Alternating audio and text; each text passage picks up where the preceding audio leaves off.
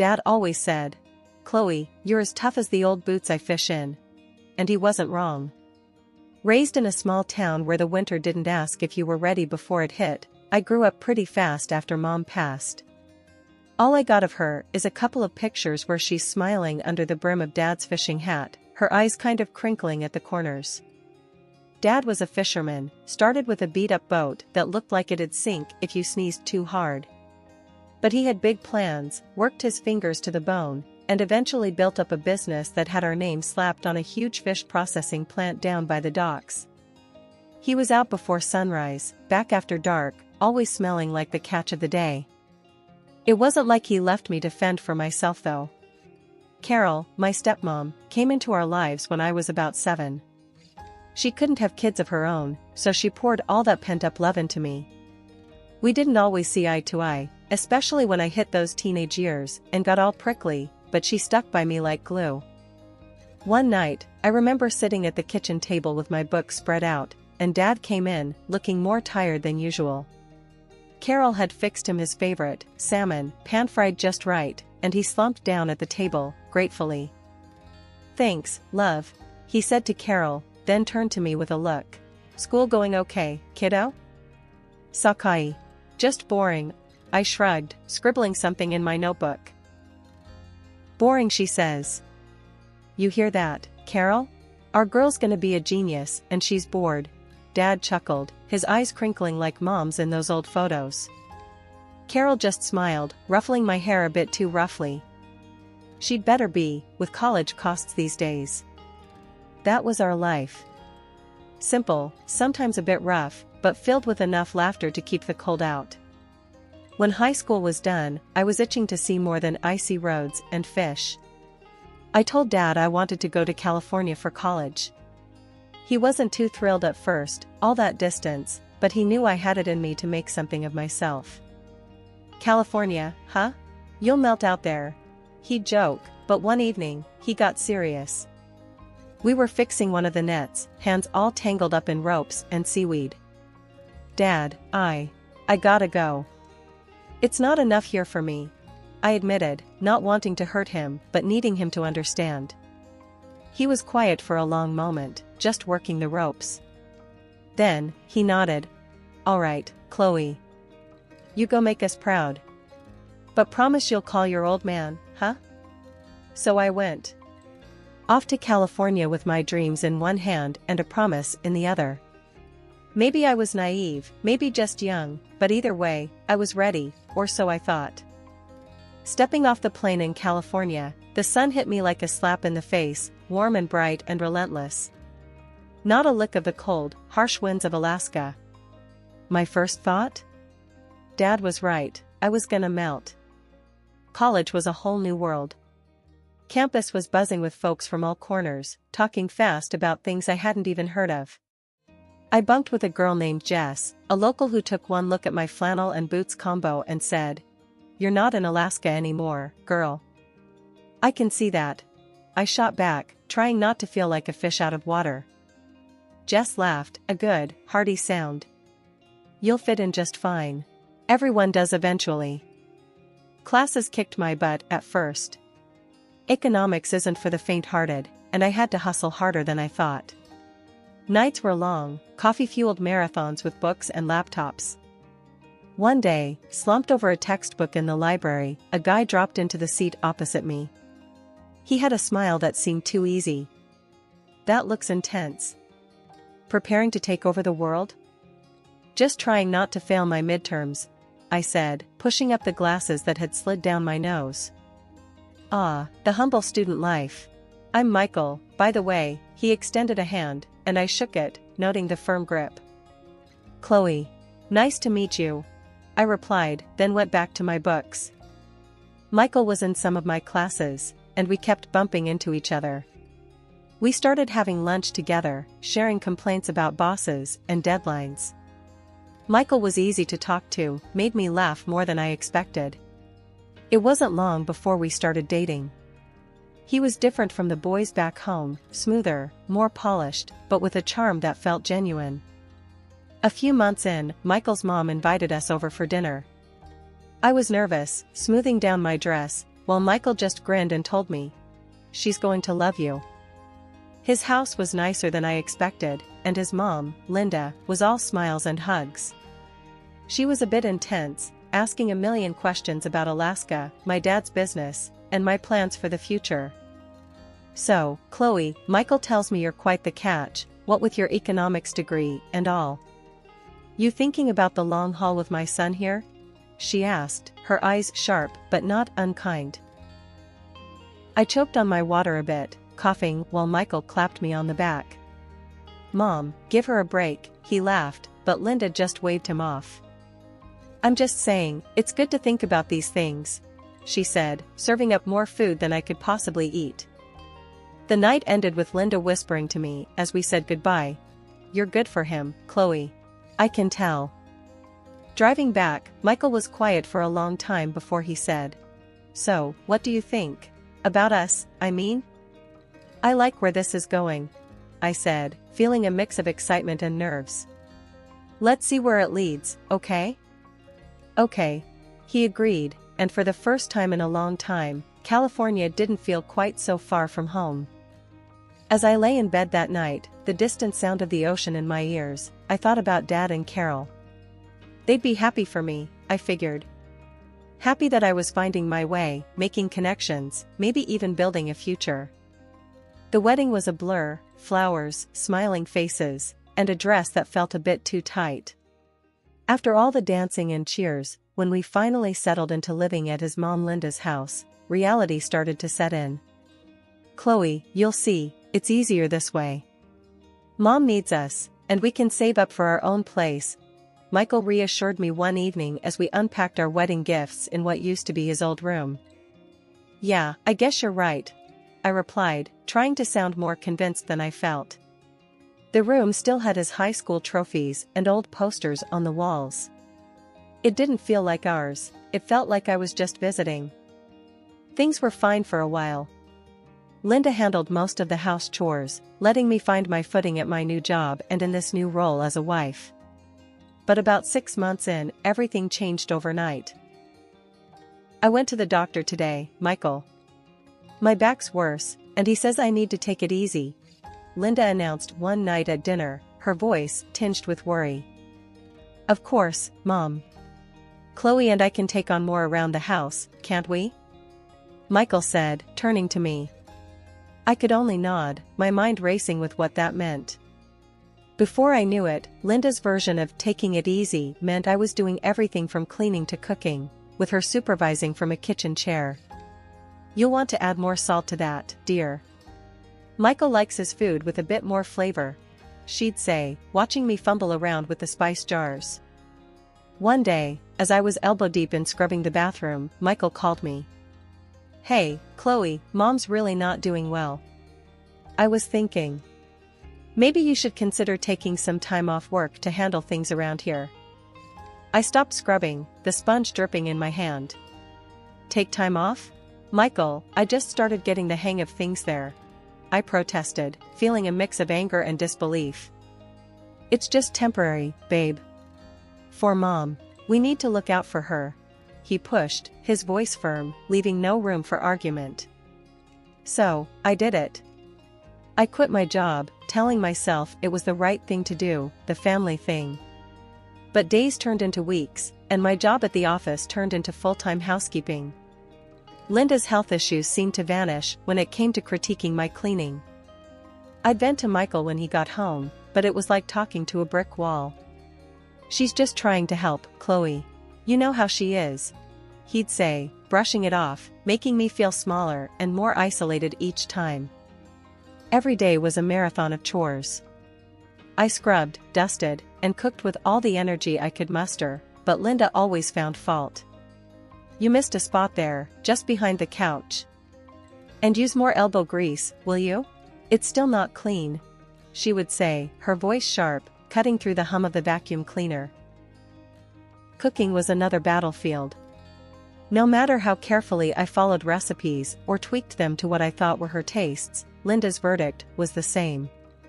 After barely tasting a dish, she'd push her plate away slightly and sigh. "Bland and tasteless, Chloe. You really should take some cooking lessons. Michael, ever his mother's son, only shrugged off my complaints. Mom said in her ways, Chloe. She just wants to help you get better at this stuff. He'd say, his words meant to soothe, but only adding salt to my wounds. His indifference stung almost as much as his mother's critiques. One fateful day, the old washing machine decided it had enough. I was halfway through a load of laundry when it shuddered, clanked ominously, and then stopped. Smoke wafted from the motor like a distress signal.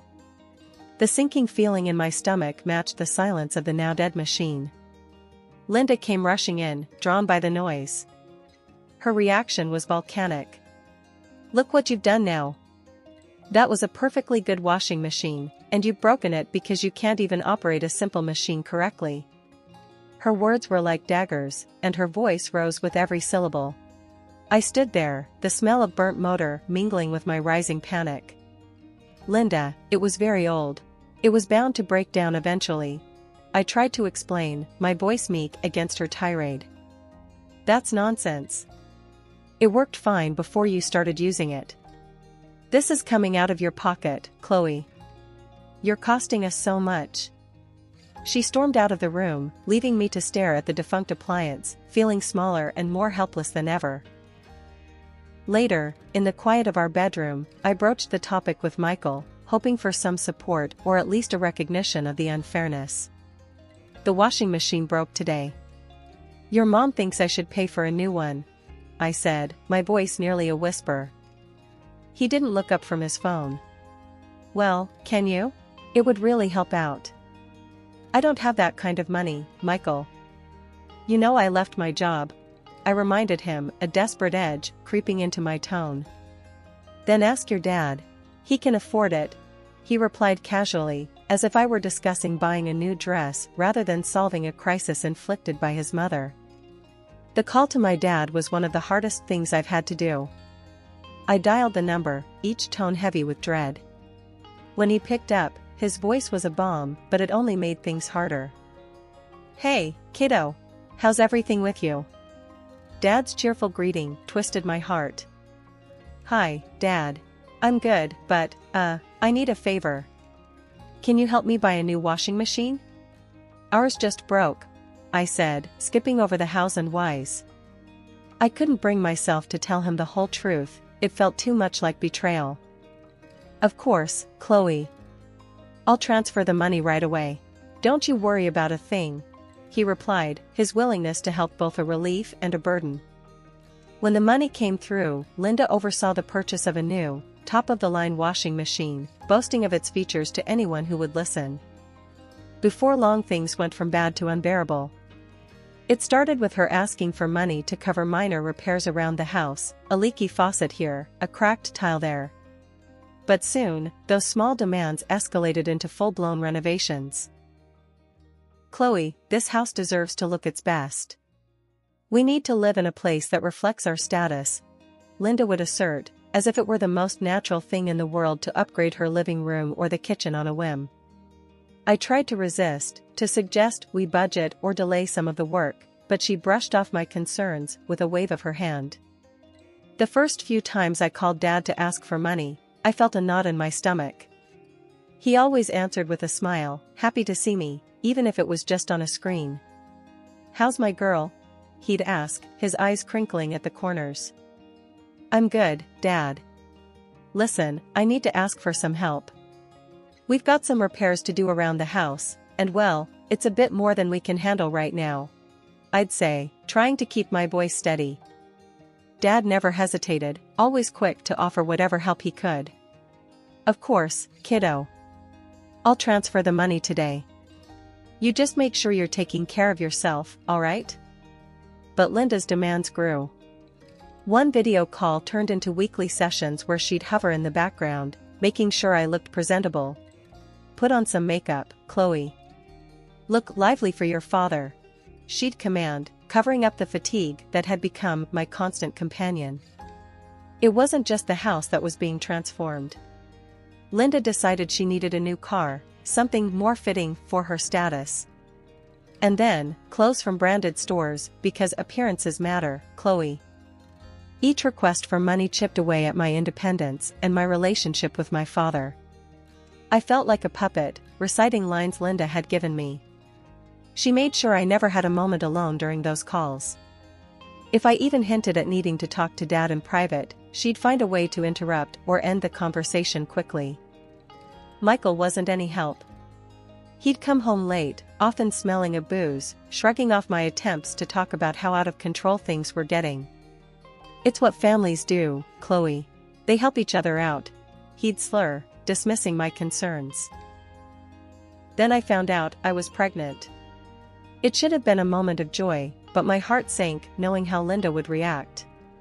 True to form, when I told her, her first response was not congratulations, but calculation. "This is wonderful news. Think of all the things the baby will need. You'll have to talk to your father, we'll need to set up a nursery, and babies need so much stuff," Linda enthused, already listing things to buy. Her excitement wasn't about the baby, it was about the new avenue for requests for money. "Make sure to look happy when you tell him. We want to make sure he's willing to help out with everything the baby needs," she instructed me before another choreographed call to my father. Sitting there, waiting for the screen to connect, I felt the lowest I had ever felt. I was about to bring a child into this mess, into this cycle of dependency and deceit that I couldn't seem to break free from. "Hey, Dad," I began, forcing a smile that felt more like a grimace. "I have some news, I'm going to have a baby." Dad's face lit up, a genuine moment of happiness in the charade my life had become. "That's wonderful, Chloe. Absolutely wonderful. You know I'll support you in any way I can." Living with Linda and Michael had become unbearable, but it grew worse after the birth of my baby. The days and nights merged into an endless cycle of demands, criticisms, and exhaustion. Michael was hardly ever home, and when he did show up, his presence only added to the tension. "You've really let yourself go, haven't you?" Michael would sneer, eyeing me as if I were a stranger, not the mother of his child. "You look like an elephant. I can't even stand to sleep next to you." His words cut deeper than knives, leaving scars no one could see. I cried most nights, silently, the sobs shaking my body while I tried to muffle the sound with a pillow so as not to wake the baby or attract Linda's attention. The baby didn't sleep well, up at all hours, crying more often than not. I was running on fumes, every day a test of my endurance. One particularly tough day, I was so exhausted that I fell asleep while a casserole was in the oven. The smell of burning woke me, but not before Linda stormed into the kitchen. "What on earth are you doing? You're wasting food, Chloe. Do you know how hard I work to provide for this family?" Linda screamed as she yanked the blackened casserole from the oven. I just fell asleep for a moment. I didn't mean to," I stammered, trying to apologize. "No excuses. You're not eating today. Maybe that will teach you to pay attention," Linda decreed, her voice cold and unforgiving. I was stunned, the hunger already gnawing at me. But worse was knowing I needed nutrition to breastfeed my baby, who depended entirely on me. Yet, I felt powerless to argue with her, the fear of further reprisal keeping me silent. That same night, Michael came home drunk. He stumbled through the door, his eyes barely focusing on me as I tried to soothe our crying baby. "Can't you keep that child quiet?" he barked, his voice laced with venom. "I'm trying, Michael. He's just fussy tonight," I said, my voice weary, holding our baby a little closer. Unsatisfied and belligerent, Michael pushed me, his hand shoving against my shoulder hard enough that I stumbled and hit the doorframe. Pain shot through me, but my first instinct was to protect the baby in my arms. That moment crystallized everything for me. The fear, the pain, the desperation, I couldn't live like this anymore. Not for me, not for my baby.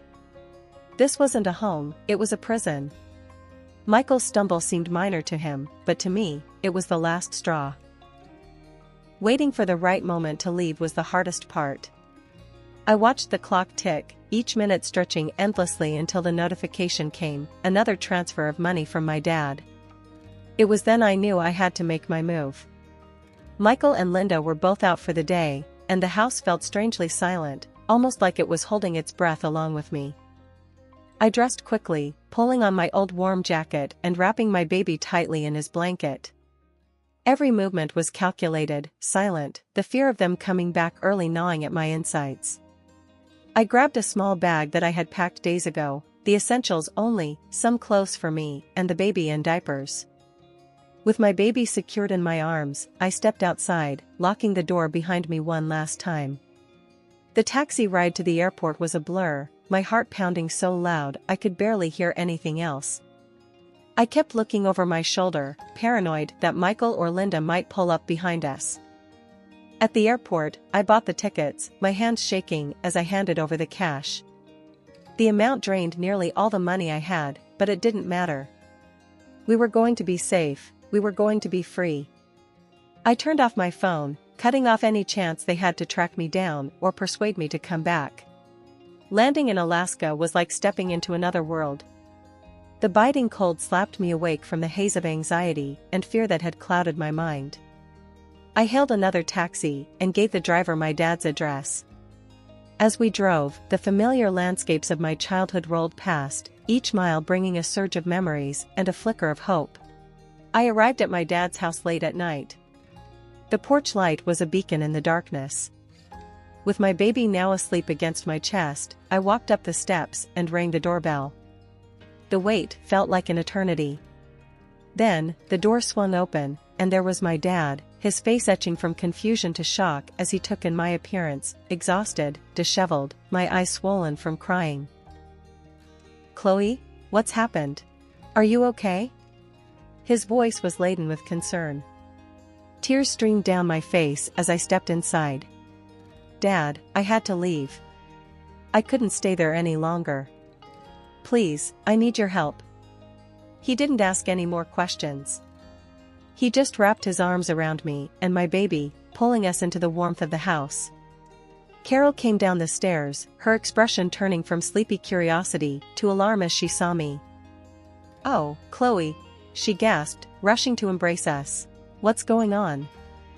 I broke down, the story pouring out of me in between sobs, the control, the isolation, the despair, Michael's indifference, Linda's manipulation. They listened, their faces growing grim with every detail.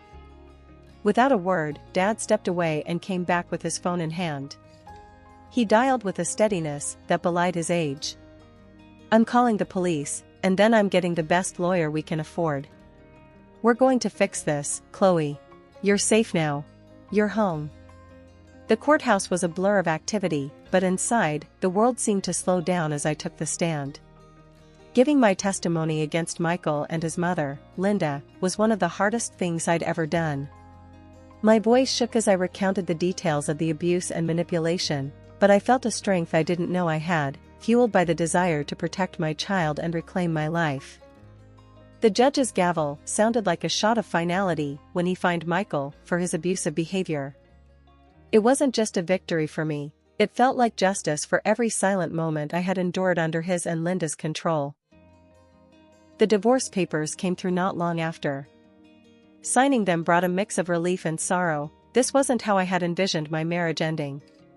But as I scribbled my name, I knew it was the first step toward a new beginning. Mr. Jenkins, our lawyer, was relentless. He dug through financial records and bank statements, piecing together the puzzle of how my father's money had been siphoned off to fund Linda's lavish tastes and renovations. The evidence was undeniable, and the court ordered that every penny be returned. The total came to over $230,000. Neither Michael nor Linda had the means to pay it back outright. The news of their deceit spread quickly among their friends and the local community, tarnishing their reputations severely. Michael struggled to find any substantial work after that, his previous employers distancing themselves from the scandal. In the end, they were forced to sell the house, Linda's pride and joy, the symbol of their greed. They moved into a small, cramped apartment in a less desirable part of town. Linda had to pick up a job at a local grocery store, a far cry from the leisurely life she had manipulated to maintain. Custody of my son was granted to me without contest. Michael was ordered to pay alimony, which he does, albeit begrudgingly. It's not about the money, though. It's about providing a stable and loving environment for my son, something I am now able to do back in the safety and comfort of my father's home. As I watch my son play in the yard, his laughter mingling with the wind, I feel a surge of hope for the future. The legal battles, the escape, the recovery, it's all behind us now. We've emerged stronger, bound by a resilience forged in the fires of adversity.